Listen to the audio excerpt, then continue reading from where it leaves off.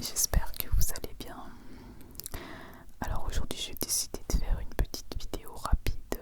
J'avais une petite idée comme ça qui m'est venue à l'esprit comme ça. Alors comme vous le voyez, j'ai un nouveau micro.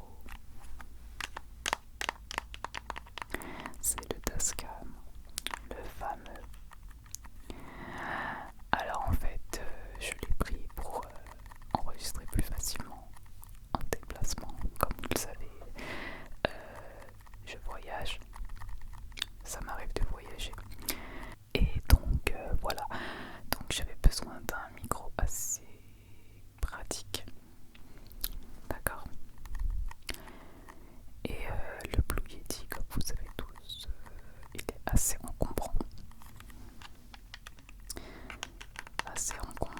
et alors c'est un très bon micro, il n'y a pas de souci là-dessus. Niveau qualité, je pense qu'il est inégalable. Par contre, ce qui est dommage, c'est que ouais, c'est son poids et sa taille qui sont quand même assez imposants. Et donc voilà, j'ai réfléchi, je me suis dit que j'avais besoin d'un petit micro portatif. Surtout que j'avais envie de faire des vidéos en extérieur pour écouter le son de la nature, vous voyez. C'est tellement relaxant.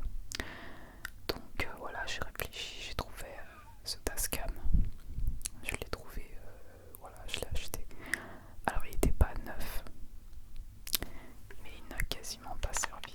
Et j'ai fait des tests et il n'y a aucun souci niveau qualité.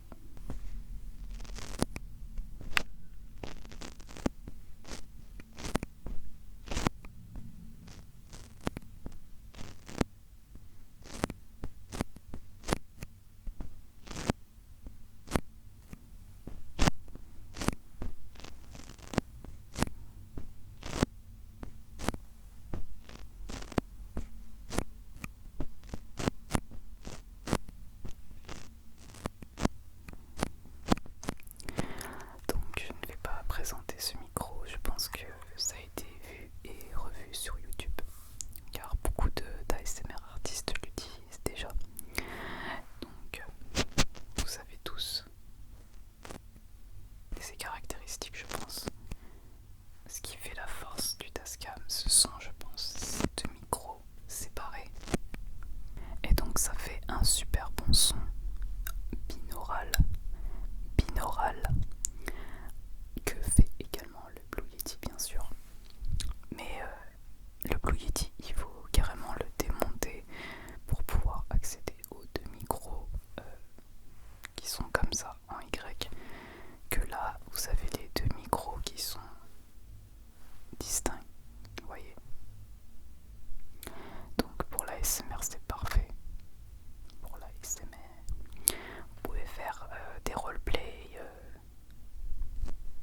Je nettoie tes oreilles par exemple. Ça fait très réaliste.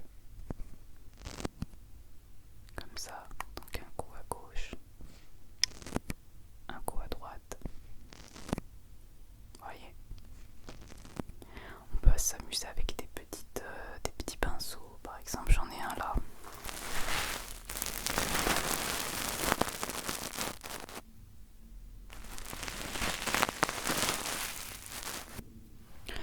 Alors son principal inconvénient, tout comme le Blue Yeti d'ailleurs, c'est qu'il amplifie tous les bruits, c'est omnidirectionnel, donc même les bruits de fond, parfois vous pouvez entendre par exemple des bruits de voiture, des bruits d'avion.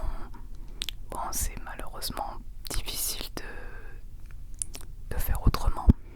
Alors moi j'essaie de filmer quand c'est calme, quand il n'y a pas trop de bruit.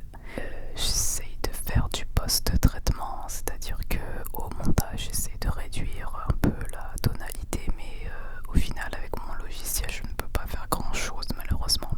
En fait quand j'applique le filtre anti-bruit de fond, la voix est complètement modifiée, donc ça dénature complètement le son. Ça rend un son métallique vraiment bizarre au niveau de la voix, donc c'est pas possible. La seule solution c'est